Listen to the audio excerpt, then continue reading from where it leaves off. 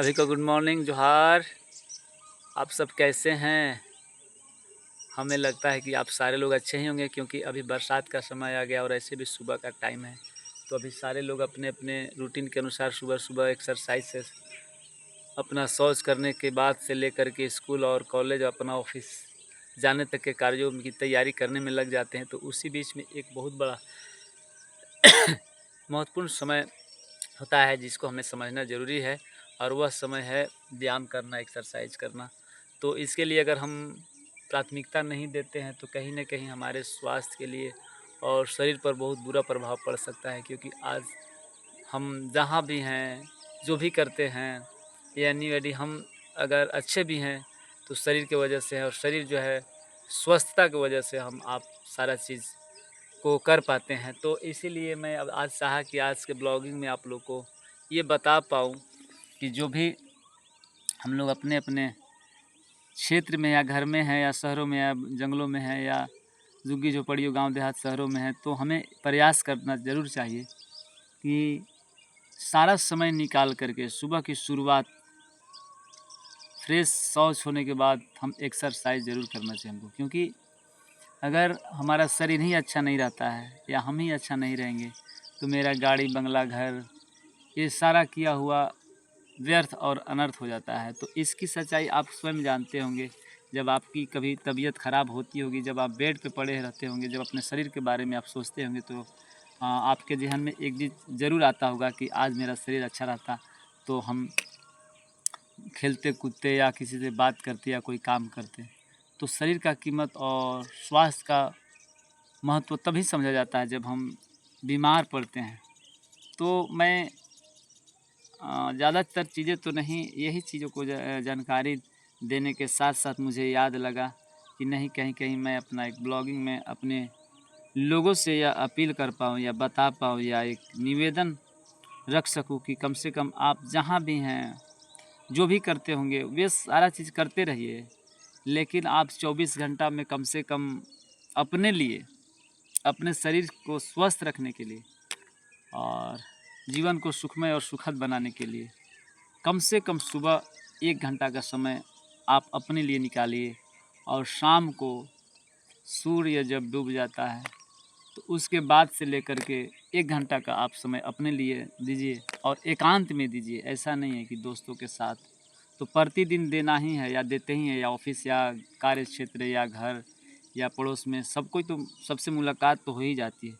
लेकिन हम कहेंगे कि जिस दिन हम अपने जीवन के मूल्यों को बारे में जान जाएंगे, उस दिन हम बहुत काफ़ी लंबा अपना एक सफ़र रहेगा, कैरियर का हो या तो फिर जीने का हो या चाहे किसी भी चीज़ का हो।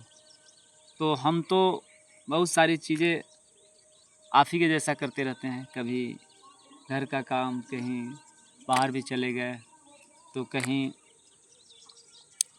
और जगह भी चले गए।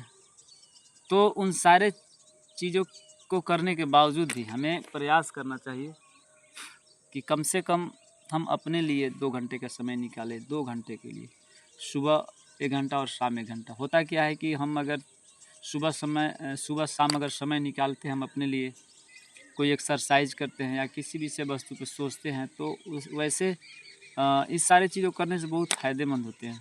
पहला चीज़, एक्सरसाइज करेंगे तो हमें पूरा शरीर स्वस्थ रहेगा, और दूसरी चीज़, जब हम एकांत में जा कर के हम स्वयं अपने से बातें करेंगे और हम अपने बारे में सोचेंगे कि हम जो कर रहे हैं गलत है या सही है, और सही भी है तो कितना सही है और गलत भी है तो कितना गलत है। जिस दिन हम अपनी समीक्षा करने लगेंगे, समय के साथ उसका तुलना करने लगेंगे, तो कहीं न कहीं हम अपने आप को इतना स्वतंत्र महसूस करेंगे कि ये मुझे या आपको या किसी को फीलिंग होने लगता है कि वाक़ई में हम एक स्वतंत्र जीवन जी रहे हैं। तो यही सारी बातें थी, और हम उम्मीद करेंगे कि मेरे द्वारा दी गई जानकारी और हम आप सबके बीच में जो सोशल मीडिया के माध्यम से संवाद होता है, तो आप लोग का यह मेरा ब्लॉगिंग कैसा लगता है आप हमें कमेंट करेंगे, और भी भाइयों के यहाँ तक मेरे इस वीडियो को पहुँचाने का प्रयास करेंगे, और बहुत अच्छा लगता है। सब मोरों की आवाज़ भी सुनने को मिल जाते हैं, चिड़िया के चहचहाट भी मिल जाते हैं। तो इसीलिए हम कहते हैं कि इन प्रकृति में जो विद्यमान जो पेड़ पौधे हैं, इन सब के बीच में समय देने से लगता है कि कहीं न कहीं ये मेरे अपने हैं, और इनके साथ जुड़ा होने से लगता है कि अंदर से कहीं न कहीं हम प्रकृति से एकदम कनेक्ट हैं। तो मैं चाहा कि आज आप लोगों को यही चीज़ों पे अपने बातों को रखूं, और आपकी भी प्रतिक्रिया का इंतज़ार रहता है। तो मुझे उम्मीद है कि यह मेरा ब्लॉग आप सबको अच्छा लगता है।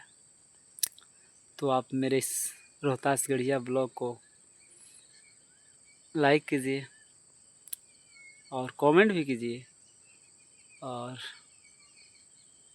एक निवेदन और करना चाहूँगा कि आपका यह छोटा भाई बार बार एक चीज़ की दुहाई करता है कि कम से कम रोहतासगढ़ से आप सारे लोगों को कुछ न कुछ नई चीज़ें जानकारी देते रहता हूँ। तो आपका भी दायित्व बनता है कम से कम मेरे इस ब्लॉग को सब्सक्राइब करके मेरे मनोबल को आप लोग बढ़ाए रखिए, ताकि मैं और भी चीज़ों को दिखाता रहूँगा और आपका आशीर्वाद हमेशा मेरे ऊपर बना रहे। तो फिर हम नेक्स्ट वीडियो में आप सबसे मिलेंगे। तब तक के लिए जोहार, जय धर्म, जय आदिवासी।